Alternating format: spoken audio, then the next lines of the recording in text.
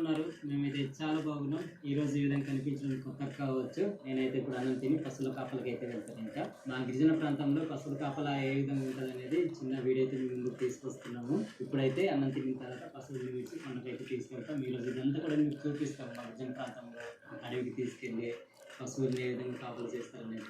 మా ఇంట్లో ఈ రోజు నుంచి కందిపప్పు టమాటా వేసి బయలుదేరుతాం.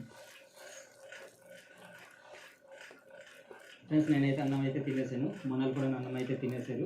ఇప్పుడు ఏం చేస్తామంటే ప్రతి ఇంటికి వెళ్ళేసి ఎవరికైతే ఆవులు ఉన్నాయో వాళ్ళ ఇంటికి వెళ్ళేసి ఆ బియ్యం అయితే తీసుకుంటాం. మేమైతే దీన్ని బత్త మెనస్ అంటాం అనమాట. ప్రతి ఇంటికి ఎవరైతే ఆవులు ఉన్నాయో వాళ్ళ దగ్గరికి వెళ్ళి తీసుకుంటాము.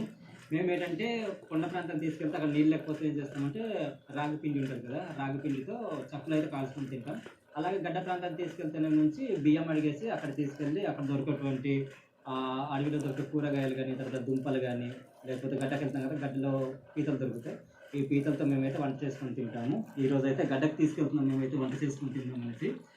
బియ్యం అడిగేసి గడ్డకి వెళ్ళేసి పీతలు అయితే పట్టి వంట అయితే చేస్తాం.